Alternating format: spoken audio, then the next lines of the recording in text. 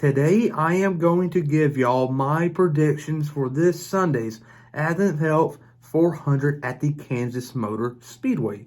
We're starting to head out to your cookie cutter mile-and-a-half tracks. Kansas is the first one. Looking forward to it. But I'm also going to do a Pick 5 contest for this Sunday's race, and how to enter is pretty simple. Comment down your top 5 below in the comment section. If you go 5 for 5, you get the autograph of your choice, and if you go 4 for 5, you get an unsigned hero card. So just comment down below, and who knows, you may win a prize. But let's get started. Hey, it's Ricky Stenhouse Jr. here at Kroger, and you're watching William Blackwell on YouTube.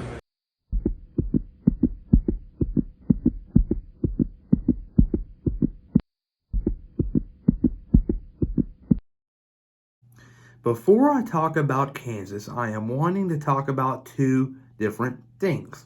This past weekend as a whole, and the upcoming races, because this weekend is very pivotal when you look at the rest of them. But starting off with Darlington. This past weekend, NASCAR headed out to Darlington for throwback weekend for the Trucks, Xfinity, and Cup Series. On Friday night, we saw an interesting truck race, a lot of action, a lot of drivers frustrated with each other. Chandler Smith and Ben Rhodes at the end of the race. I saw that on Twitter by NASCAR. I don't know how you say that name. It's a meme account, but yeah, I saw that. They didn't get along, but John Hunter Nemechek got the job done there. Saturday rolled around. It looked like Nemechek was in a pretty good position in the 26 car, riding second. Riding the top, he eventually used his stuff up, and that's when we saw Justin Allgaier getting the win. You really expected it.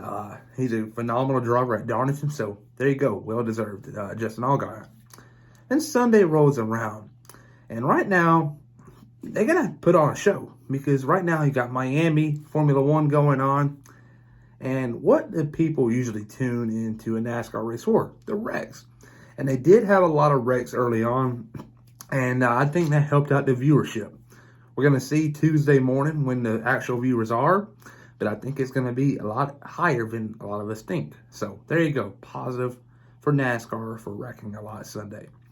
But at the end of the race, the talking point is Joey Logano bumping into the 24, going for the win. A lot of people view that as a dirty move, and this is how I look at it. Joey Logano is a driver. He works for Roger Penske, Team Penske. His job is to win races, not second place. Winning at Darlington, you may win a couple $1 million. Second place may win a couple $1 million also, but not as much as the first place car. So they're going to want to get first place and get that money for, I don't know, more development to the car, because this year's car is brand new, and you're going to want to get the most out of it. So a win was very pivotal for Logano to go for, and plus Byron had 2 already, so if you bumped him to the wall, it wasn't going to hurt him much anyways. He's already locked in. And Logano made his move and won the race. He did his job. That's what he's there for, to win races and win the championship, which he's won one back in 2017. I view that as a racing incident. I don't view it as dirty. And I just think it's a racing incident. Byron also had it coming. He put him into the wall on the last restart, so really can't blame much on Logano. And Justin Haley, I want to give him a shout out before I move on to the mile-and-a-half tracks. He had a 3rd place finish. Bravo. But no one saw that coming. He was 2 laps down early on, bounced back to P3. Good day for that colleague team. Wow, but Daniel Hemrick sucked. But now on to the mile-and-a-halves. This weekend is Kansas, as we all know, and it's a mile-and-a-half. And I view this race as a track where we're going to probably see a lot of drafting going on. Not like Talladega style where we saw at Atlanta Motor Speedway. Nothing like that. I view this as a truck race, not Kansas and Las Vegas. It's going to take a while for him to get up to speed. So I view the first maybe, 10 to 15 laps, tight action. And if we see a car get turned around, it may be a big wreck. But after 15 laps goes around, that's when the field is going to get spreaded out. And it's going to become a little hard to pass here and there. But I believe the racing product will be good at Kansas. It always has. There's always 2 grooves, and that's what you need at these mile-and-a-half tracks these days to have a good product. But once we go to Texas, I don't know about that. It's a 1-groove track. I don't know. I may need to add some PJ1 to it. So we'll see how things go there. Then the following week, you got the Coca-Cola 600. 2 grooves there. The second one maybe needed a little bit of help, so maybe PJ won there. But besides that, I think Charlotte's going to be in a good position. So these next 3 weeks are pivotal because this week, if you win, you're in the playoffs. Next week, if you win, $1 million. The week after that, you got another win, 5 playoff points already, and a crown jewel victory to your resume. But enough said about Darlington and these upcoming races. Now on to Kansas and my full predictions. Winning this Sunday's Advent Health 400 at the Kansas Motor Speedway is going to be the 18 car of Kyle Happy Busch. Kyle Busch last week at Darlington put on one heck of a show. Led a lot of laps, but he wrecked out after an incident with Brad Keselowski. Unfortunate times there. But this week, though, I think he will get things turned around and will head out to this 1.5 mile track in Kansas and put on a clinic and will win a couple of stages. I think he sweeps it all and gets the checker flag. And it'll be a big win for Kyle Busch. It'll be his second win of the season. He won the Bristol Dirt Race out of nowhere. He backed into that win. Literally, the 2 front drivers, Briscoe and Reddick, wrecked each other. And he just right back into it. There ain't much to it. But Kyle Busch this time around, he will earn this win in a dominating manner. Second place will be the 5 car of Kyle Larson.